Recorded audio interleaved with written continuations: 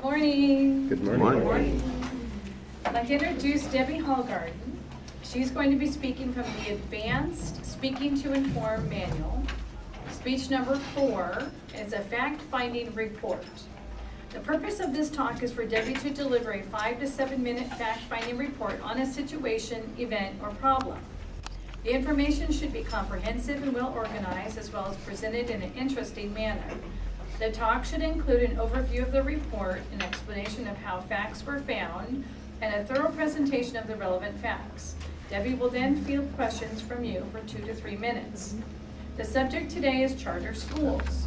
The history and explanation of what charter schools are, the differences between charter and public schools, and the findings of the RAND group will be explored. Debbie?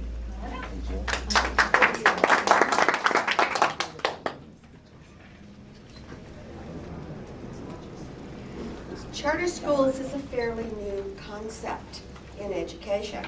It's only about 13 years old. I will give you a little bit of the history of how charter schools were decided upon. I will tell you the differences and the things that are the same about charter schools versus traditional public schools. In 1988, Ray Budde, who was a University of Massachusetts at Amherst professor, came up with the idea of a school of choice. He was trying to make education more important for everybody because education at that point in time was on a decline in the United States. Education faced a lot of problems, and he was trying to find ways of solving those problems. He introduced the concept to Albert Shanker, who was then the president of the American Federation of Teachers, and he was enthusiastic about the idea. So together they created a plan and they presented it to legislatures of all the states. 1991, Minnesota was the very first state to implement the idea of schools of choice, and they were called then charter schools because the school had to develop a charter in order to present it to the legislature. 1992, California was the second state to be introduced with legislation to create charter schools. Since then, many other states have followed. In 2010, 44 states and the District of Columbia now have legislation for charter schools. What is a charter school? How does it operate? Well, a charter school is a public school. Again, it's the school of choice. A charter school, being a public school, are given funds from the state, just like the traditional public schools are. Usually, a charter school is founded by a group of teachers, principals, community people, parents, who don't like the way their schools are being run. They formulate the charter, they present it to the school district, and the school district can then decide to charter the school or not. Once the school is chartered, then the process begins of finding a location, of getting students to go there. So that's basically what a charter school is. It is a public school. It is used with public funds. Parents pay nothing for their students' education. Again, the monies, the state pays the district or the charter school so much money per student. Well, how is that different then? Well, charter schools have much more flexibility. There are two principles that charter schools operate under. They operate as autonomous public schools, but are usually not exempt from the same educational standards set by the school district or the state. And they are accountable for student achievement. The differences lie in how the monies are used. Traditional public schools are run by the district. The district tells each school, these are the materials you're using, these are the subjects you're teaching. They control whether there's PE teachers available, art teachers available, music teachers available, especially in the lower grades. Charter schools are run a little bit differently. They can choose to use their money any way they want.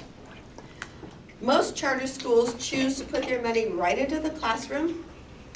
They choose the materials they think are best for their students. They're not bound by what which books the district wants you to use. They also have the flexibility of hiring PE teachers, language teachers, art teachers, music teachers. They have the ability to fund computer labs. They use their money more wisely, I think, than districts do, because there's less overhead, there's less administrative costs. Also, teachers that teach at a charter school are on a one-year contract. So every year, their contracts are renewed. There is no tenure. If the teacher isn't doing a good job or it's not a good fit for the school, the teacher leaves. They bring in somebody else. So these are a few of the things that, these are a few of the things that make the charter school so different from the public school. Charter schools are now in their 13th year of operation in California. 2 statewide evaluations of California charter schools have concluded that they are meeting the original legislative intent. That intent was expanding families' choices, encouraging parental involvement, increasing teacher satisfaction, and raising academic achievements for all students. Charter schools are still bound by state laws as far as taking statewide testing. They must show improvement in their students' test scores every year, just like the regular public school does. The RAND Corporation is a nonprofit organization or institution that helps improve policy and decision-making through research and analysis, not just for schools, but for businesses all over the country. And they concluded that charter schools are cost-effective, achieving academic results similar or better to those of traditional schools, even though they use less state and federal funding. In conclusion, charter schools have shown to be effective forms of education. They have shown to be able to use less monies and create the same or even better results. When I was a child in California, we had a great education system. California was among the top of the states in education. Right now, we're around the bottom. Hopefully, with the use of more charter schools, we'll be back up there at the top again. Thank you. Now, I've got 2 to 3 minutes if anybody would like to ask any questions. Yes, sir. Can the charter schools initiate punishment for the kids? Absolutely. Where Yes, charter schools usually have a list of rules and regulations that parents have to sign that they will abide by.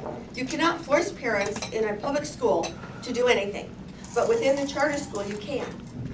that's one of the things missing, I think, in public schools. Yes, the parents usually sign a charter of their own that they will volunteer so many hours, that they will be at certain events, that they will make sure their students do their homework and bring their homework back. Any other questions? Yes, ma'am. Is there a minimum number of students that are required for a charter school to get accepted by the state? That I don't know, but I do know that any child is able to go to the charter school. They usually, the children within that district have first choice, and it is done by lottery so that it's very fair. The charter schools cannot not accept students because of disabilities or language problems or anything else. That's not what it's for. It's really to get all the students involved. Yes, sir. I guess it's a 2 questions or 2-part question.